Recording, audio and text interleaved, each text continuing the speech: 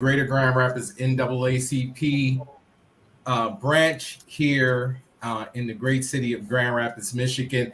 I'm super excited to be here tonight with a very distinguished audience of guests to really talk about the Infrastructure Investment and Jobs Act, commonly referred to as the Bipartisan Infrastructure Bill, which was originally in the House as the Invest in America Act. And it was actually passed, or I should say signed into law by President Biden on November the 15th, 2021. So what I would like to do is go around and have the guests introduce themselves. If you can just kind of introduce yourselves and say maybe a fun fact or about yourselves, or what you are hopeful for in 2022, because you all know that we are in challenging times still, but are hopeful, right? And so if you can briefly introduce yourselves and then either talk about a fun fact or just briefly say what you are hopeful for in 2022. So we'll start off with my sister Corey Warford from Senator Gary Peters' office. Good evening, everyone.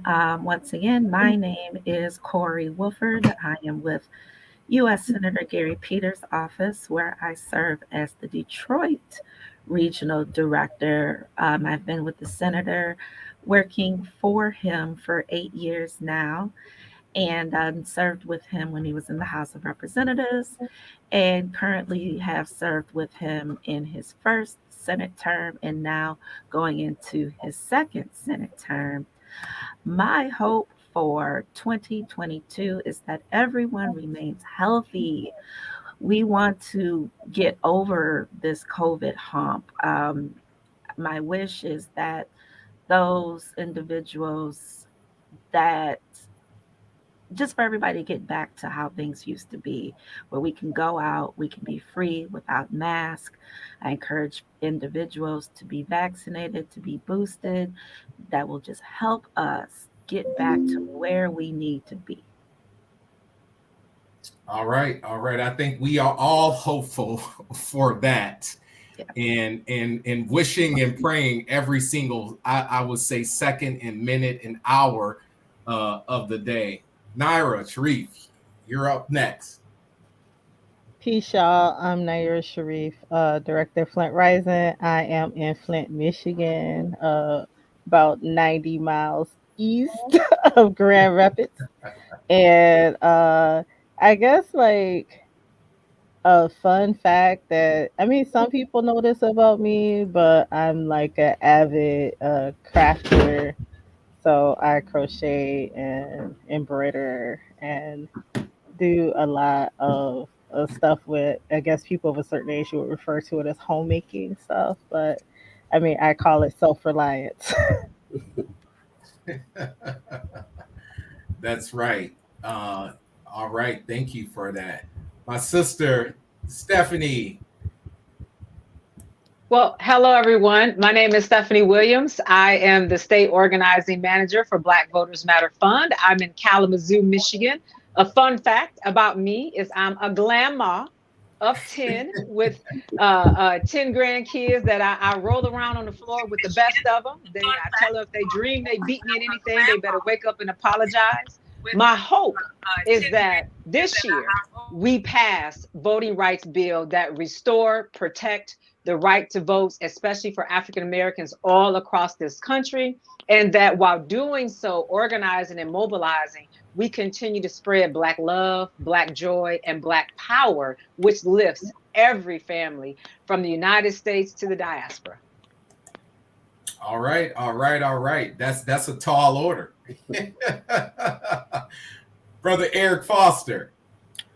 Hello, everybody. Thank you, Brother Jackson, Corey, Stephanie, and I'm going to have trouble pronouncing your name. Do you mind pronouncing your name again? Our sister Naira. Naira. It's fun to be on with you all and talking about this, because this is an important thing to discuss in terms of how the impacts for the Infrastructure Investment in America Act, America Rescue Plan, and hopefully the Build Back Better, which I wish they would retitle, will work to impact our communities. For 2020, and I'm with Banks and Company and also with Minorities for Medical Marijuana, so I have to put those plugs in. But my hope for this year is, yes, with Stephanie passing HR 5746, but in addition, because it also includes the Right to Vote Act, which would, for the first time, would tie bar citizenship and the right to vote, which has been, unfortunately, because of various Supreme Court actions, starting back with Kuroshank, US v. Kuroshank, have disconnected the two. And a big part of our fight is, if we reconnect the two, then it gives more predicate to push against the laws that push against us, and for people to go vote, because it takes time and work to get us where we need to go. One election is not going to do it. We got to put in the work. So suck it up, Buttercup. Let's get out here and be about it and do it. That's right, and that's really important, Eric. A part of in typically in the fall of each year, and especially during election cycles, we typically will launch what we call our Get Out the Vote, or GOTV efforts, and simply just reminding people of the importance of their vote, and also encouraging them to engage in the democratic process. So I'm going to shift it a little. I'm going to say tonight will be the official launch, especially for the Greater Grand Rapids branch of the NAACP, of our Get Out to Vote efforts. And I think, and when we look at what's at stake at 2022, we have to be vigilant, we have to be focused, and we have to make sure that we educate people, and especially from a policy lens, right? And understanding, because people have to be given a reason, right, to get out to vote. And especially when we look at our youth and young adults, they have to be given a reason.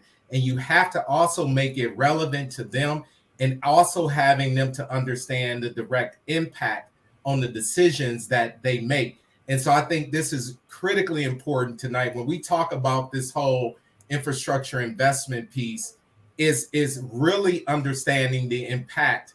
And that's why I'm really excited for this conversation, because oftentimes legislation, you all know, it just passes, policy happens, but we actually don't understand the impact of those policy choices, past legislation on communities of color, Black communities, and really what that means for us. So I'm going to start with you, Brother Eric. So when you think about the American Rescue Plan, in Infrastructure Investment Act, what does this legislation contain, and why is it important, and why should we even have this on our radar, right? Well, that's an important point to start with. So the first thing that I believe sometimes gets missed in discussing the American Rescue Plan and the infrastructure, the jobs plan, is the dollars that are coming through it that are towards businesses or towards investment in projects where the government is going to hire businesses to do work. So be it if it's dollars going to municipalities, county governments, school districts, there are things that will create significant opportunities for African American owned businesses, Hispanic owned businesses, other communities of color, their business groups, in addition to the employment opportunities that come. If we're not properly prepared to take proactive advantage within the communities where we're either a majority or the significant plurality of the community, to ensure that the dollars let are awarded and spent competitively, but with Black firms and brown firms, and that the employment opportunities are there, then we're missing. And a good thing in both the American Rescue Plan and the Jobs Plan, the IIA Act, is there are goals for equity, goals for diversity in how you award the dollars, how you ensure that you're reaching communities of color and disadvantaged communities. And that's important because we right now got one state, renegade state in Florida, that's trying to say, we don't want you to do any of that. We want to pass a state law that prevents you from doing anything on diversity or equity or inclusion as a private business, and definitely within governmental contracting. So we got some uphill battles, and we got to take advantage of what's in front of us. That's right. And so, Corey, when you think about that, so President Biden announced a whole of government effort to increase the share of federal contracts going to small disadvantaged businesses. And I think what he said by 50% over the next 5 years, right? So leveraging the purchasing power of government to help more, as he would say, and others, to help more Americans realize the entrepreneurial dreams. So how, and if you could ask, and I'll just throw this to the panelists overall, how will funds be allocated via this or by this ARP and IAA Act? And what are the economic opportunities that you see from your lens, from a congressional level, found in this package that can help really impact and help communities of color? Yeah, I definitely see that there are a lot of opportunities to assist with communities of color. I think most of all, we have to be diligent with making sure that those communities of color, or as we like to say in government world, disadvantaged communities, really have the knowledge and know how to go after this funding. That's one of the number one things that I heard from, our office heard from, especially in the early days of COVID and the rescue plan, is that the accessibility and really finding out what was available and what was out there. So just making sure that those communities that are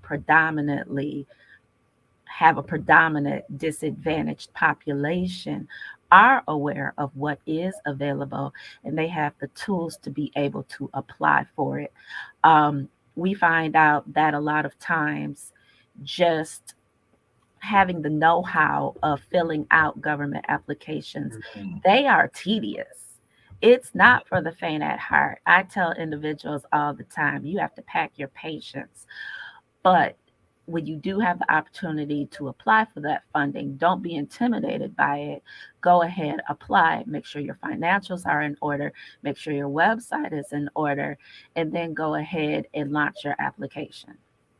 Mm-hmm. And it's interesting because when I was talking to some individuals over the last couple of weeks about it reminds me, or similarities to this whole grant process, right? Where it is, and especially when you're looking at federal dollars, state dollars, it's not for the faint of heart. So again, it's how do we make sure that this information is being distilled down to communities, right? Individuals in our community that make sense, right? And so we can take advantage of all of these things. So Stephanie, the bill also, it suggests that it will help to lower prices for internet service, right?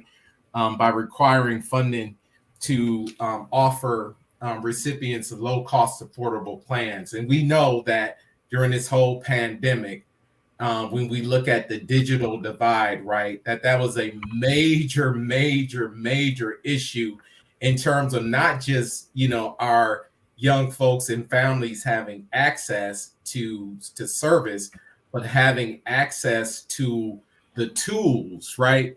Computers, laptops, tablets to be able to access those services. And so can you talk about the importance of that? And again, in making sure that these services and the funding actually gets goes from top to bottom and making sure it reaches those communities that are most desperately in need of these services. Oh, absolutely, President Jackson. It's absolutely critical that they make it rain from the federal to the state to the county to the city to the grassroots to the front door of every resident in Michigan, especially those that have the greatest disparities, the greatest gaps when it comes to the digital divide. And I'm going to tell you why that is so important, because you're right. Even when COVID hit, in the height of the pandemic, you have organizations like NAACP, Black Voters Matter, and other grassroots groups out here trying to check on our people. How you doing? Are you sick? Do you need help? Do you need medical attention?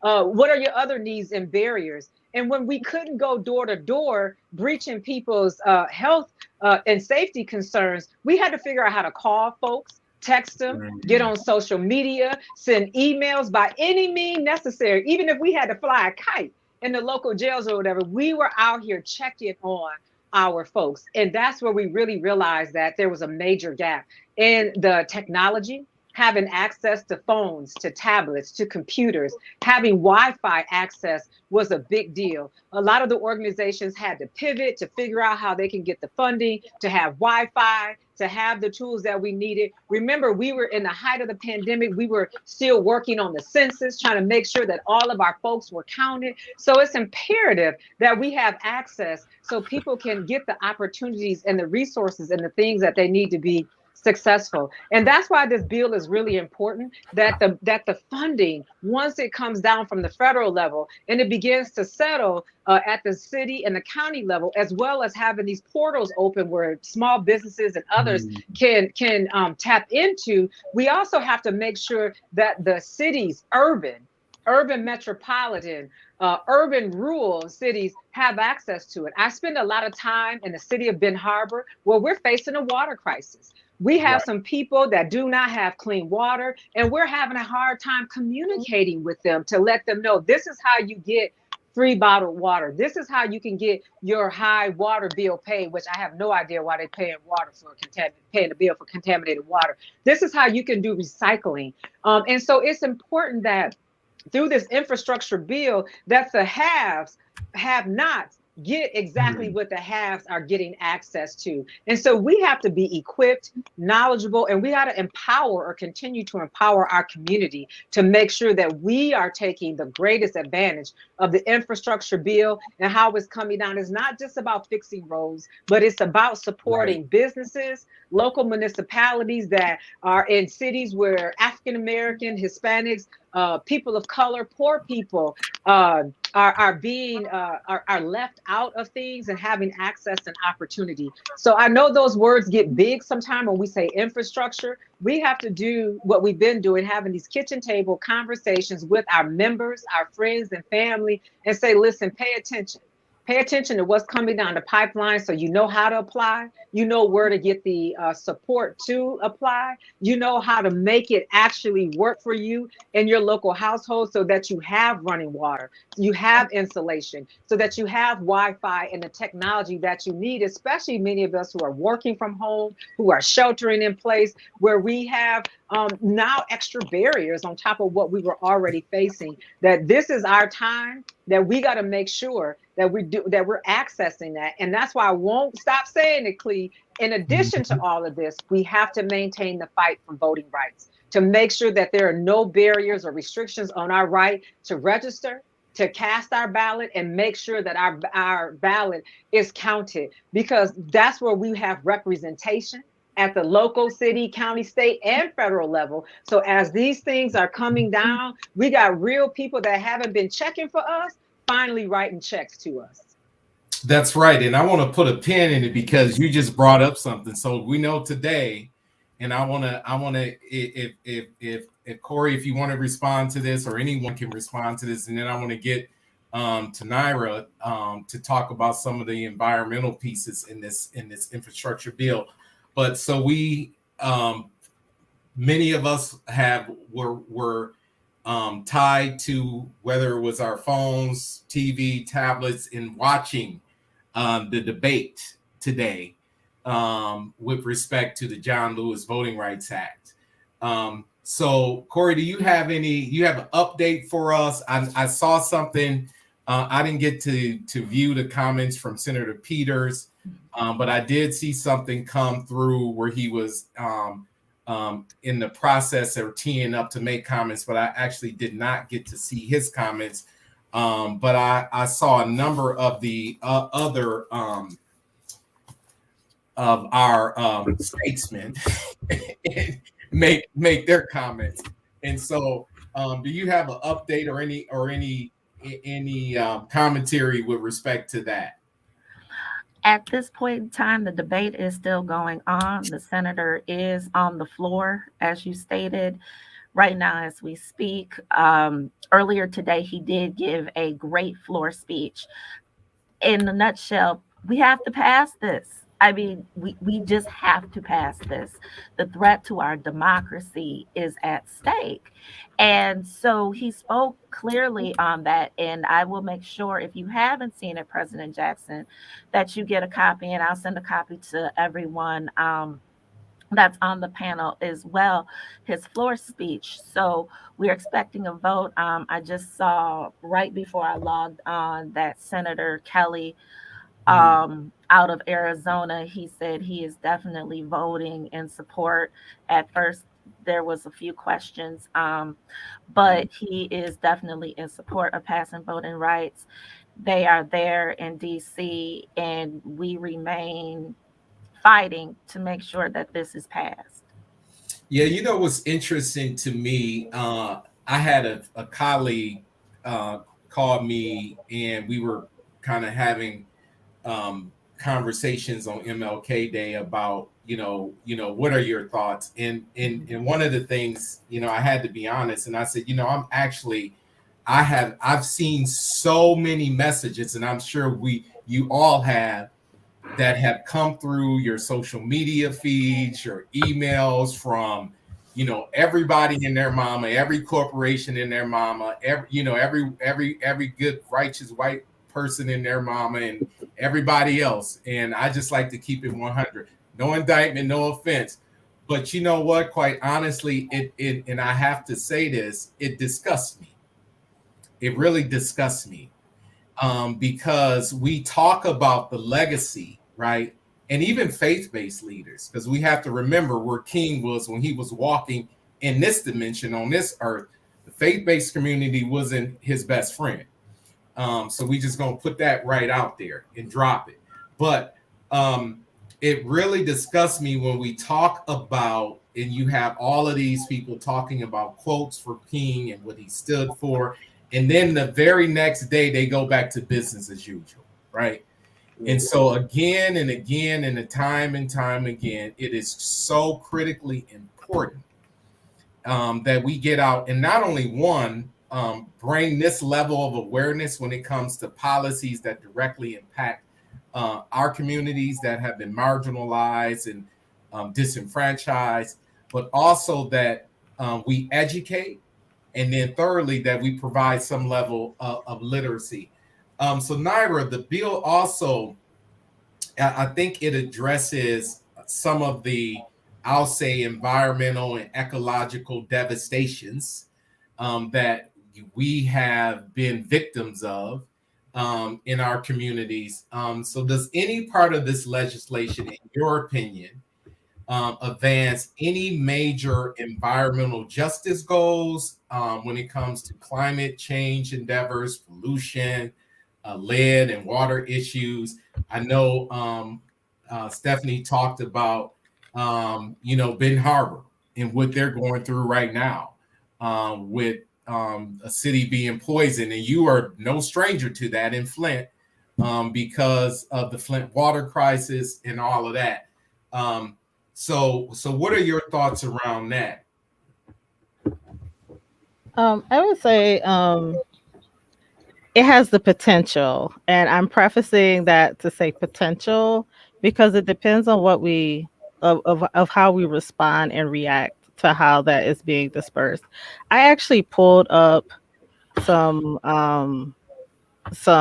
numbers. So the city of Grand Rapids is receiving $92,279,500 and Kent County is receiving $127 million, 127,605,807. As far as like the, like like it's been referred to so many things, like we may call it like the ARPA dollars. I Right. think like the technical name is like the COVID local fiscal recovery plan. I think that's what it's. I think that's like it's a lot of acronyms. Oh yay, thanks. But Right. but that's interesting because that's how we get lost. Yeah. That's how we Yeah. get lost in the weeds, because one of the things I'm sitting here reading, so the bill is it says this bill will invest 21 billion in cleanup of Superfund and brownfield sites, right? Yeah, and like a And lot then of that in stuff. addition to that, I don't mean to cut you off, but it also says it will provide, which Stephanie talked about, 55 billion to upgrade water infrastructure. Yeah, so that is something different from what the numbers I just dropped. Like that's money coming right to Grand Rapids and right to Kent County, Okay. and they get to make those decisions of how that money is going to be spent. And people are already talking. So if folks are not like, if you're not in the room at the table, you on the menu, or you just forgot about, you locked out the house. So people need to be getting together and organizing on how that money is going to be spent, because it's all of our money collectively. Because the reason why we're receiving this money is because we are in a global pandemic. But as far as some of the other stuff, like the infrastructure, very specifically like the lead service line upgrades, like that stuff is going, like some of that stuff is already at the state, and communities have to apply.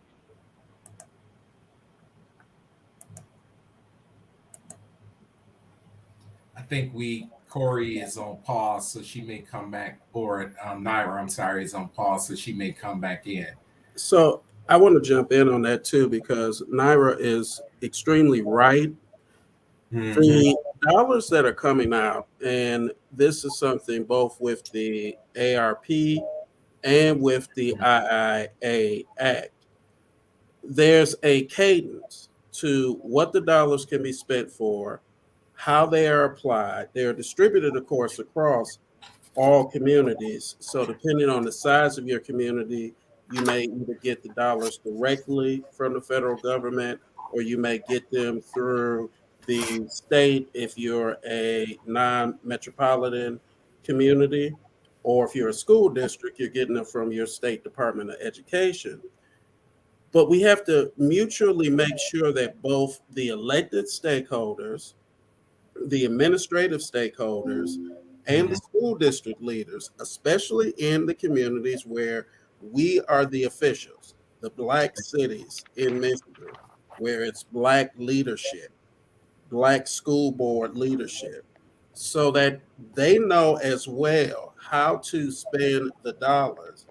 In the lobbying arena that I'm in and have had conversations with a number of stakeholders, there's a lot of lack of understanding of how to actually apply the American Rescue Plan dollars, and then even the dollars that came last December in the COVID extension bill that passed last December that went to school districts and municipalities.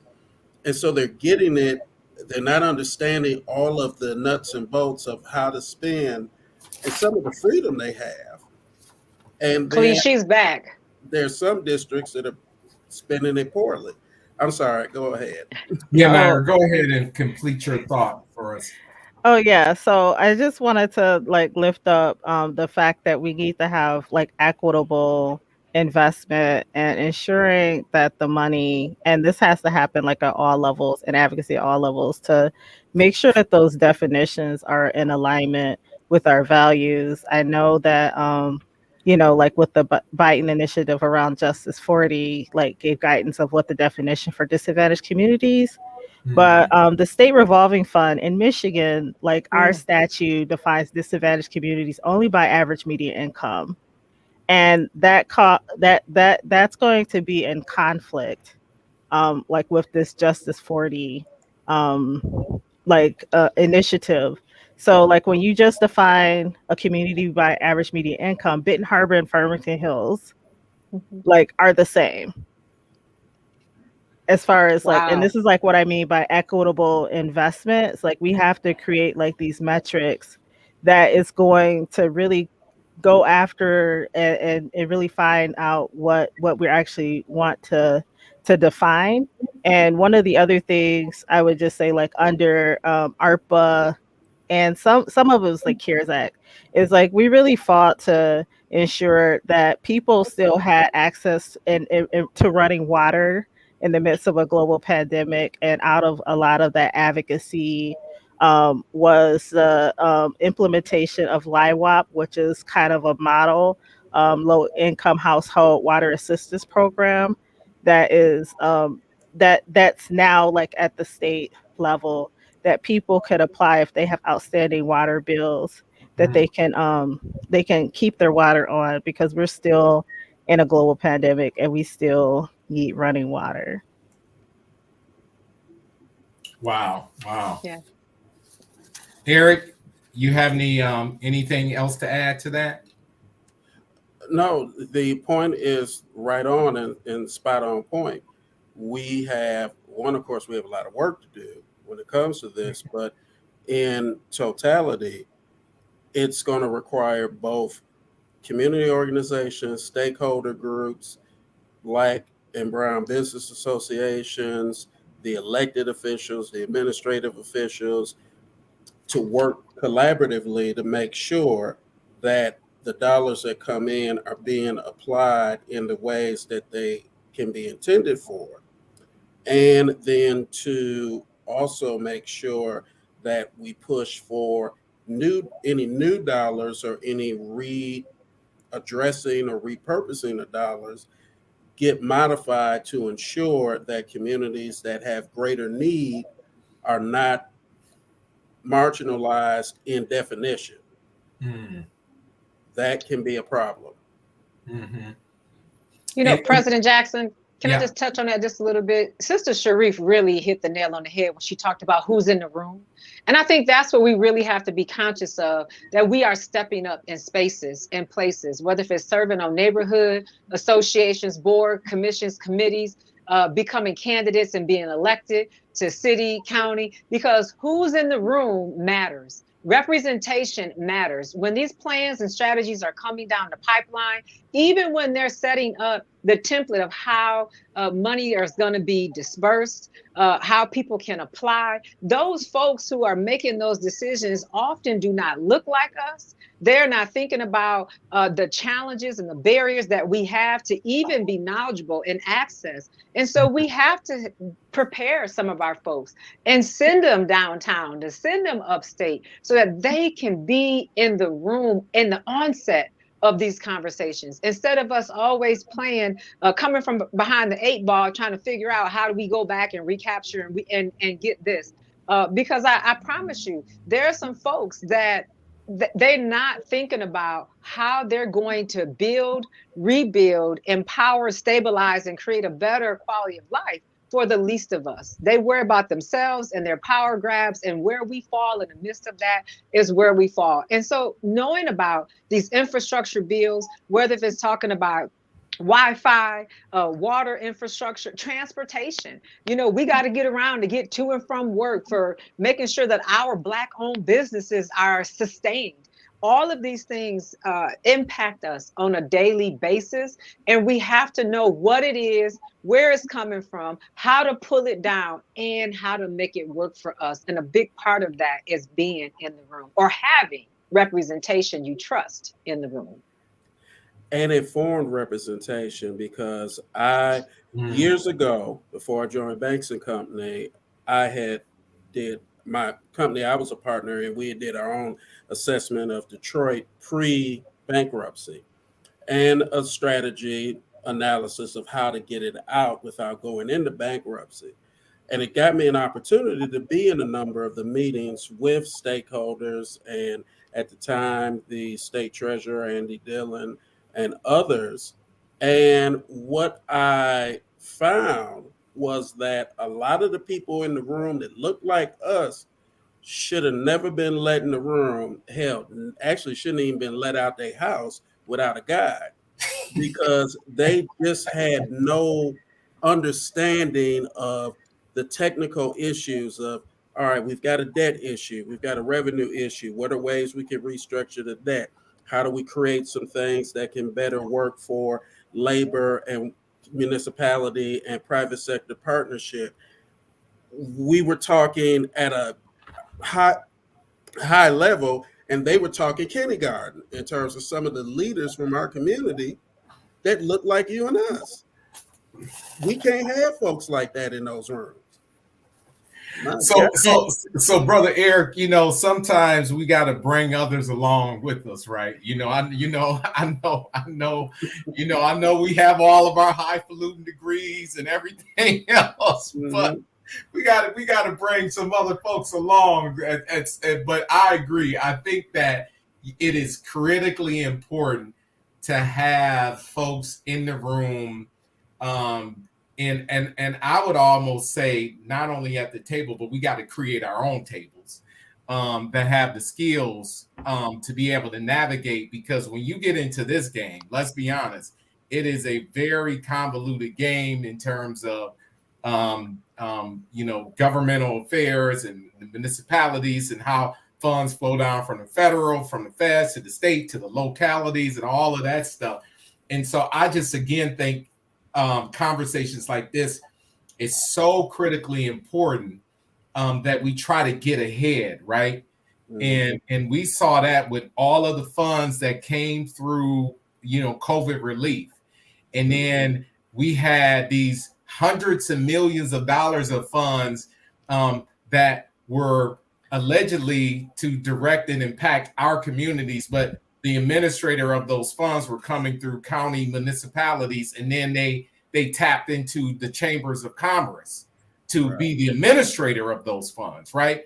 But the problem with that is that they didn't have the relationships in our communities. And so then they had to throw us a couple crumbs to go out and disperse and build those relationships. So it's critically important that we kind of get ahead of the game. And, a mentor of mine told me a long time ago, repetition is the mother of all skill. And making sure that we repeat, and that we get this information out and we spread it, and we don't keep it to ourselves, but that we share it widely and broadly in order for us to have the highest benefit, right? I'll just say that. Can I make a suggestion? Yeah, sorry, Eric. Just real quick, Corey, and I know Senator Peters says way back before me and Corey both do, back when he was just Gary. I want to ask this question. Can we work with Gary and Senator Peters, the people here, maybe some other stakeholders, and put together like a strike team that can go and educate the Black municipalities and the Latino majority municipalities in Michigan on what and how to use all of these dollars to really rebuild their communities? I think that's a good idea. I think the more people that are engaged in this process, the better. I think being able to pass that information along, as President Jackson said, making sure that it's not siloed, because once we, and when I say we, as the Senate, as in your legislative body, approves those dollars, then it goes out. It goes to the state.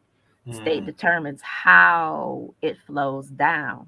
So in a nutshell, if folks aren't calling and letting us know what's going on, we don't know. So to be able to keep those eyes and ears as to the tables that are equitable, feel free to go ahead and use, let me know, let our office know how we can be of assistance. Everything that is coming through these plans is public. It's everything is public. there isn't anything that's hidden or anything that's behind the screen. I mean, these are taxpayer dollars that are being used. So it is out there for the masses to know, to grab, to absorb, and to utilize.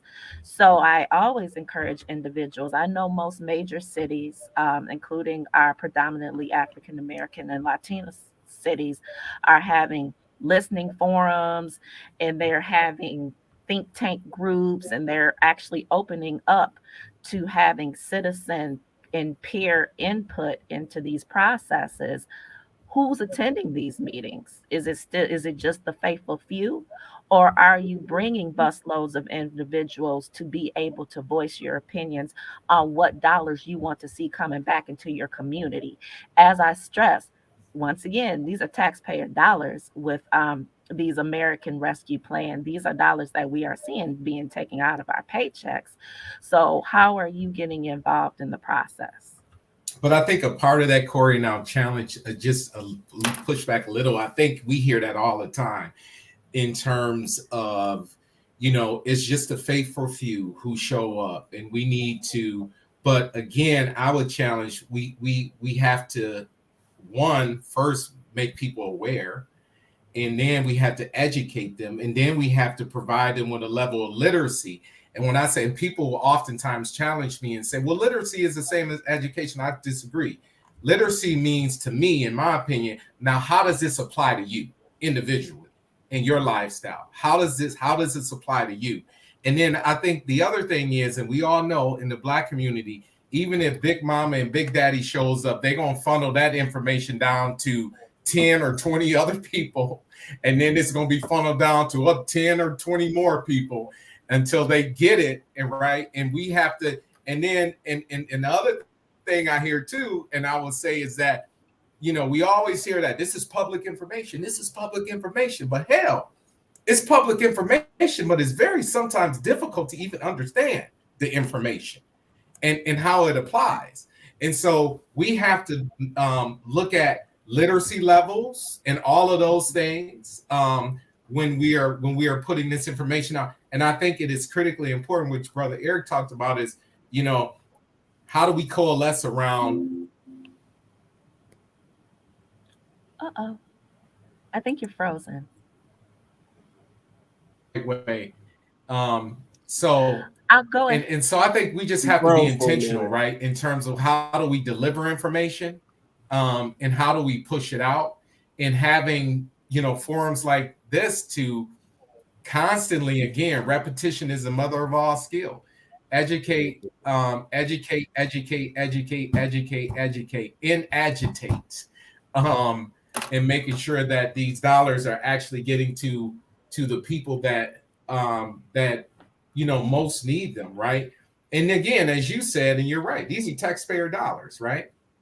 Yeah, and I also agree with you too. I will agree with you on that. And one thing that we did do, and we have been doing in our office, is a series of fact sheets. What's in this for you? Breaking it down, like you said, to layman's terms. Government, we are full of acronyms. We love an acronym in the government.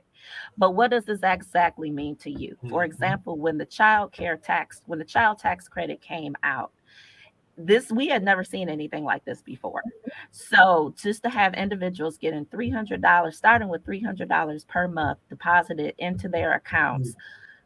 Why are you sending me this money, and what does this exactly mean? So we did that. We broke it down. What exactly is this child tax credit that we're receiving? How often am I going to see it? What is it for? Yes, this is actually a part of the American Rescue Plan. These are a part of what was passed that's now coming back to you to kind of help offset really taking care of the kids in the raising your household, to be able to offset some of the incurred expenses now that kids are home, they're not in school, they're eating consistently all day. You got to go out and get broadband and internet access. Here's a little something extra to be able to help your household. And we're hopeful that we can still bring the child tax credit back. That's something that we've been fighting very hard to do. Stephanie, were you saying you were going to say something? Actually, I thought Sister Sharif was about to. Oh, Yeah, okay. I also wanted to add on to when you were talking about literacy is like learning what the jargon is and the points of Mhm. intervention, because like when it comes to infrastructure investment, a lot of those plans have already been created. So, Mhm. and like knowing like what the asset management plan is, or, like, and having that knowledge so you could just say like, nah, like this not it, like you need to come back to the drawing board. And I mean, like that is something that kind of happened like in Detroit when they're replacing their lead service line right now. And like a lot of the investment of where they wanted to invest in infrastructure is the downtown area and not Mhm. in the neighborhoods.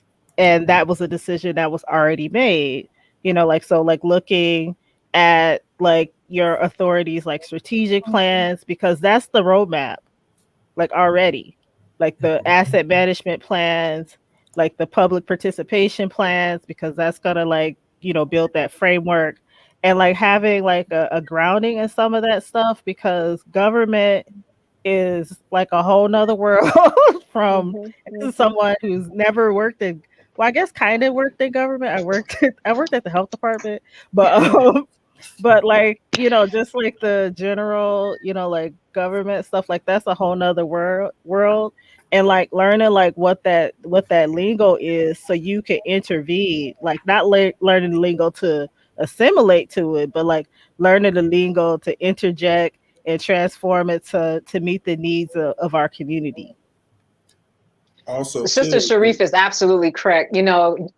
President Jackson, I've served as an elected official at the city level and at the county level. And you got to learn that lingo. But the most important thing is being able to translate what you've learned right to the kitchen tables of the folks that are right in the heart of the community. And if I can, I just kind of want to connect that to the work that Black Voters Matter is doing across the country, but specifically here in the state of Michigan. We are working with grassroots organizations, Black-led organizations, Black businesses, Black entrepreneurs to really do that outreach, that connection to the people right in the heart of the community, those who have been left behind, not thought of, and have been disengaged in this conversation. But we know they do have some understanding. They absolutely have a vision for themselves, their family, and particularly their children, and have some input on how these dollars actually make it to their neighborhood and to their homes,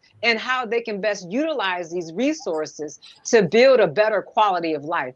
And so we partner with organizations, especially like the NAACP in Grand Rapids. You all for decades have been doing amazing work of mobilizing on the ground, talking, touching, texting, calling, emailing, socializing, social media, and organizing events and stuff. And that's where we want to partner with groups like NAACP branches, nonprofit organizations, and even groups that are not 501c3s. They could be student organizations, faith-based, just some mamas and some grandmamas in Flint that want to come together and really have an impact in their community. And so we do a couple of things, Clee. We are actually providing grant funds to these businesses and agencies, organizations, Black-led. I don't want to miss Mhm. that point, to do this grassroots, sometimes even grass seed work. And along with some dollars for capacity, for program work, for community engagement, for reaching out and talking and doing some issue mining, Sister Cherie. What are the issues that you're concerned about? Do you know about these dollars? Where do you need them at? What are your issues when it comes to childcare, transportation, clean water access, housing, all of these things? And then being able to translate that into a message that inspires and empowers people to actually do something about it, to snatch down that money, to run candidates for office, to get out and vote, to protect their right to vote. And along with the funding, we also give a lot of technology support. We supply the lists, phone lists, walk lists. We can do the texting campaigns where most small organizations, they don't have that capacity to do that. We squad up with you. We gonna come to Grand Rapids, Flint, Saginaw, Battle Creek, Kalamazoo, wherever, and really work and support the work that's already happening on the ground. And then we're also going to raise that same vibration on the state level, at the national level. Our folks was just in DC yesterday at the state capitol, and over 23 people were arrested because we are demanding voting rights for everybody. Pass that John R. Lewis Voting Rights Advancement Act. And so those are just some of the things that we can do to best get our people informed, connected, and engaged to the overall work. And we got to also make sure that we letting them understand that it's because we don't have anybody downtown that's making sure that we got clean pipes running from the city to our house to make sure we don't have these lead contaminated water. And now that we know that, get somebody ready and send them downtown, or support the 1 or 2 people that's down there who was just fighting our governor to make sure that they got those dollars in the city of Benton Harbor to have that access to that clean water. We got to make sure that we understand what's happening at the school board, the city, the county commission, the state house, our state senator's house, so that we can make change, not just to scream and holler and get on a soapbox and make passionate speech, but say, you know what, I'm ready. I'm coming up in here, God willing, I'm about to change some things. We about to reshift some of these dollars. We're going to change these policies, change the culture. I left city and county commission. I left the county in January, and I'm most toxic place you can think of, but it's the heart of health and human services. It's right. Where we get our tax dollars are being held and supposed to be distributed to make sure that we all are safe, protected. It's not that way. And the only way it's going to change if we have real representation, we have real people that look like us, that understand and identify with us, that are really advocating and trying to dismantle systemic racism, so that everybody has access, opportunity, and a slice of the American pie. And you know, Stephanie, it's interesting because you're right. When you look at the county level, the heart of health and human services, and here in Grand Rapids, in the midst of this pandemic last year, there was a mobilized effort for the county to declare racism, right? Racism as a public health crisis. And I tell you, that was the hardest ass battle to fight. And there were so many, and excuse my languages, folks, so hopefully I'm used on here, and that's how I feel. It was so difficult to get these county commissioners, these elected officials, to say that racism is a public health crisis. So Stephanie, I think you answered this in a variety of different ways, but when I look at the work of Black Voters Matter, right? Why is it critically important for citizens or to exercise? So why is it important for Buki and everybody else to exercise their right to vote and stay educated, right, on legislation like the ARP and the IAA? And what are some of the ways that people that you would suggest that people can get involved in organizations like Black Voters Matter to ensure their voices are, but not only, people will say often, we want to make sure your voices are heard, but that you feel a greater sense of empowerment, right? Well, that's why we say voters. We're not just saying just your vote matter, but you, the individual, your family, your community, your tribe matters.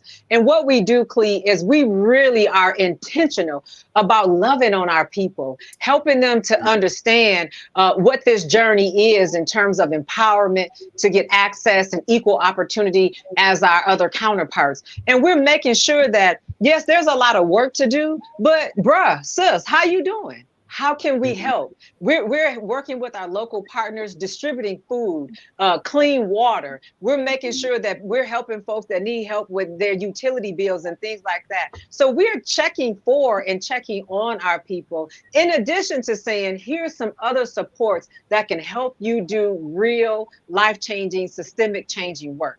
So I don't want people to think that, oh, we're just this big organization coming from the top, coming in, taking over. No, we want to support only what you are doing that's making a difference in your local community. Black folks, Black organizations, they can be a partner with us. Yes, we do granting, but we're not your traditional philanthropic organization. We're your partner. We're saying, here goes some money, here goes some support, here go our people that are boots on the ground that can help you do this. And then we want to really build power 365 days out the year. We don't want to wait until a month before the election to start talking to people. Oh, it's almost time to vote. No, let's help you deal with some of the challenges that you're dealing with. Let's help you pull down these ARPA funds or whatever funds, infrastructure funds. Let's help you build your businesses, sustain home ownership, make sure that folks are creating legacies to live with their children, all the while connecting that to the right to vote, the ability to vote, and the necessity of having that vote be counted. That's the work that we are intentional about doing, particularly here in Michigan. Individuals can reach out to me directly. You can go to our website, blackvotersmatterfund.org. Send me an email. You can call President Klee. He know how to get a hold of me. And we can talk about the work that you're doing. And I definitely will give you access to our grant portal and the work that we're doing all across the state, which connects to the overall country. But I have to tell you that we want people that really want to be a part of something real. We want people that love people enough that I want to bring all my folks with me, just not a favorite few. And we also, we want to combat these things like infant mortality. We have Black babies dying at a record number higher than their white counterparts. We have individuals who are dealing with systemic racism, microaggressions on their jobs. You talked about, some of these businesses on MLK Day. I've been on social media blasting them. Don't be sitting up here talking about the dream. You don't have a Black board member. You don't have staff management at that. You don't have anybody in the room that's helping with your policy, your budgeting, your hiring, recruiting, promoting, especially when it comes to Black, Indigenous people of color. So don't be pimping the dream. Get real and get some representation, some inclusion, dismantle that systemic racism, and then we can respect or like or share your tweet or your sentiments and this and that. And that's what we got to do. Not only do we hold other people accountable, but we got to be true to ourselves as well. We got to support Black businesses no matter what.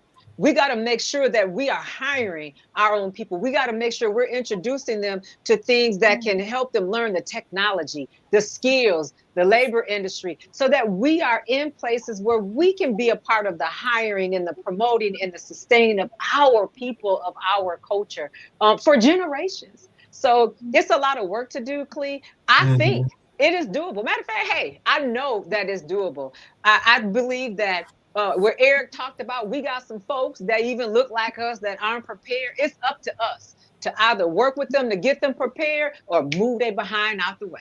That's so, right. I mean, we got to be real and do what we got to do. All of the posting and this and that, that's cute to a certain extent. But we need some folks to show up, to show out, to change some things, to sit in those seats, make those decisions, and quit letting other people hold our mule and sit on our 40 acres, because it's time for us to get our stuff back. Yes, it is. I want to, again, thank everyone. Then I'm have Eric come in.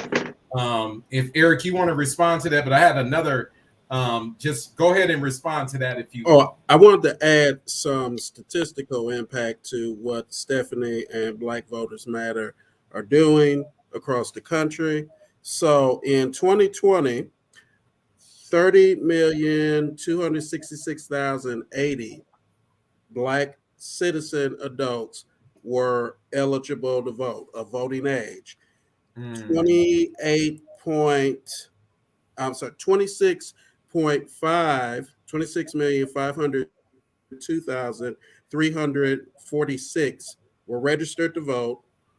20,398,563 voted. 20,199,403 voted for a presidential candidate. 18.2 million, rounding up, voted for President Biden. 1.7 million, or 1.7 million, rounding up, voted for the orange terrorist retiree leader in Florida. And then roughly, that's my words, nobody else. And 284,000 voted for third party candidates. We had that is a huge impact, but we were also part of the highest collective turnout of non-white voters in American history. Between all the other communities of color and the Jewish community, 57 million and 76% of us voted in the same direction for a president who's bringing policies that actually impact quality of life for people. We've been in a austerity macroeconomic death spiral since Reagan and Paul Volcker. Got to kill that, because that has led to stagnation in wage, stagnation in disposable income, the ability for your household to end the year stronger financially than the previous year.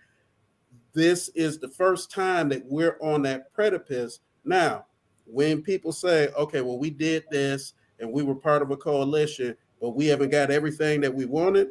Well, look, if you're a person of faith and you believe in God, it took God 6 days per to what the Bible said, but that could have been 6 million years to create the universe. If he couldn't do it in one day and one snap of the finger, you ain't got no excuse to turn around and say, oh, well, it didn't happen this quickly. You need more numbers in the Senate, more numbers in the House, and we That's need to right. double down on this stuff, because it's what's going to get us there. Because the other folks that are in the pro-dictatorship party, they don't want to, that 18.2 million, we don't exist to them. And that 284,000, they don't want us in their country. We have to roll with the people that want us and the people that are part of us. I'm sorry for getting a little preachy, but I try to go out. One thing I do, I try to go out in my volunteer free time and help tell people and do presentations about how this stuff works, how government works, trying to help raise the knowledge level of our community. So anytime somebody want to call me and ask me to come talk to some folks about how government works so people can be more informed, more empowered, I'll come. I got a mouth and presentation, and I'm willing to share it with everybody else. Well, we definitely know you got a mouth, Brother Eric. So we will definitely be calling on you in the days and months ahead. I want to shout out my brother Lloyd Banks for helping to facilitate this conversation as well tonight. But one of the things I will say, because production is telling me we're running out of time, but I think this conversation has been dynamic, and it needs to continue, right? Because there's so many more different elements and parts to this. One of the things I will mention before we sign off is this whole piece about that the legislation contains and speaks to about reconnecting communities. So the legislation contains $1 billion to reconnect communities, right? Disproportionately. Black neighborhoods that were divided by highways and other infrastructure, according to the White House.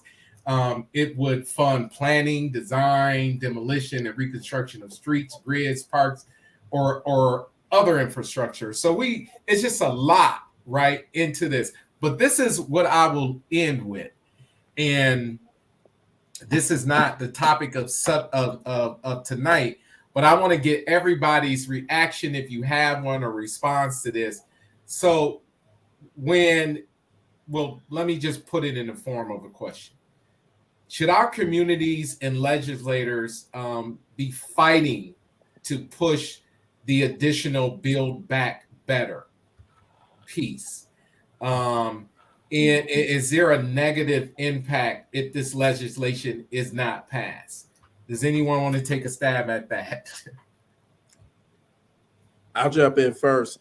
Yes, they need to, because that is direct investment assistance to families. If you consider the family to be a business unit, the dollars in that program that will help with healthcare expenses, elder care expenses, child care expenses, and quality of life expenses. Those supports are no different than the supports we give to corporations. What do those corporations do when they get that sort of fiscal support? They spend it. Usually not in America like they used to, but they spend it. What will families do with that? They will spend it. That's working families that will spend it. That's Black families that will have extra dollars to be above water in their household. So if you care about families, if you really pro-life, then you're pro this, because this is pro family, pro parent, pro child, pro life. And if you don't care about life, which them pro dictatorship people seem to do, then you will be opposed to this because you don't care about what happens after you're here. I'm done speaking. Amen.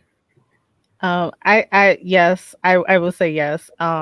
The other, like, one of the things that we've been fighting for in the Build Back Better is the inclusion of grants to communities for infrastructure, so they don't have to go through the state revolving fund, because that the guidelines of that is not equitable.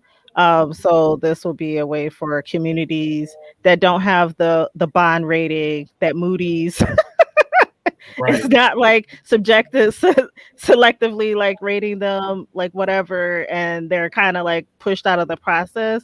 But I also think that there needs to be a lot more things in that, specifically like universal health care, because I laugh when you were talking about the money for reconnecting communities, but we're not taking care of the legacy pollution that happened because of that. And it's funny, which is, for me, I always feel weird, because it's just like, yeah, government is responsible for your condition in the sense that they're complicit, that you're facing like this ecological devastation, and your quality of life has gone to the toilet through zoning, and having like Black communities in close proximity to toxic industries. But government is also the solution for us to get the resources that we need to shift that out, which to me is like always kind of like this weird space.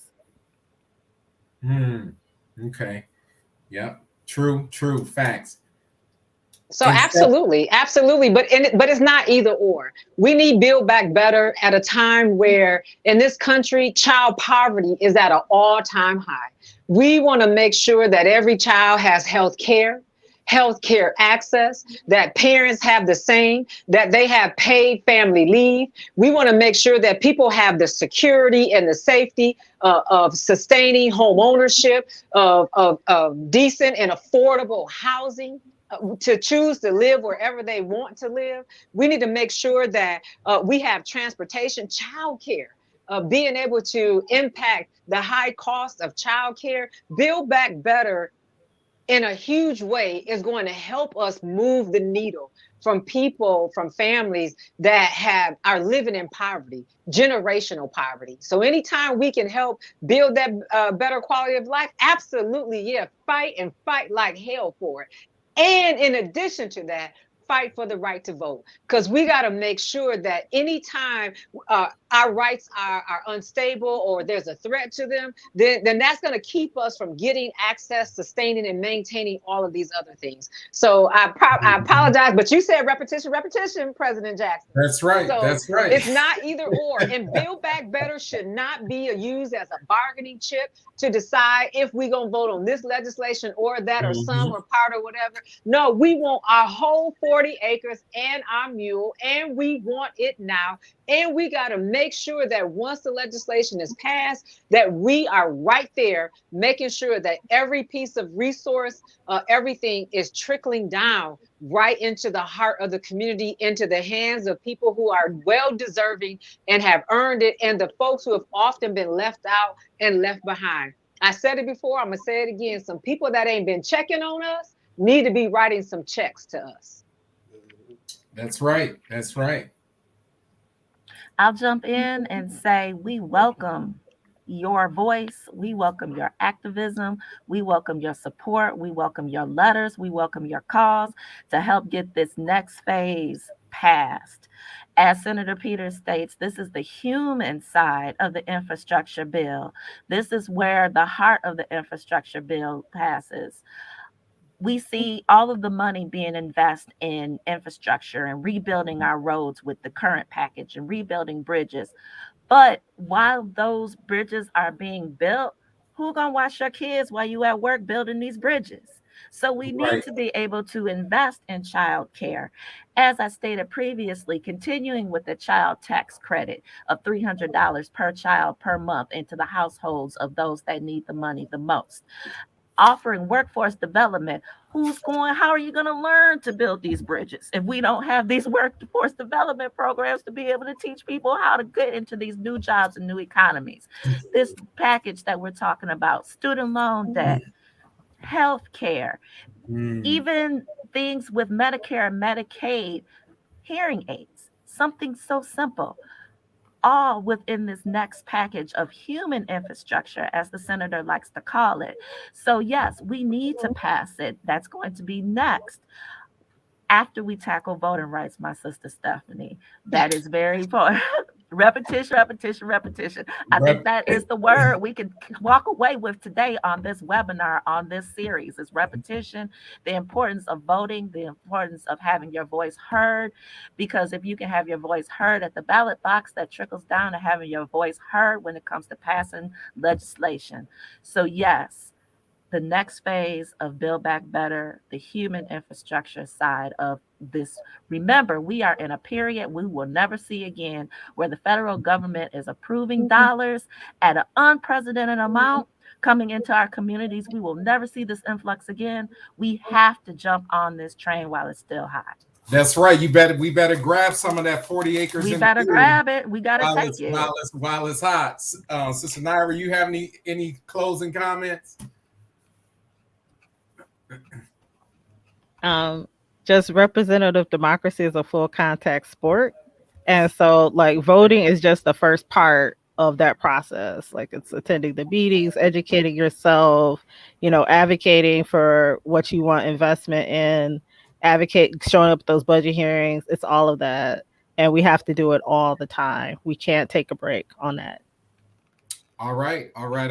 Again, folks, I want to really thank you for participating this evening. This has been a very informative conversation. Again, if you would like to share this with any one of your networks, it will be on our YouTube channel, as well as our Facebook channel.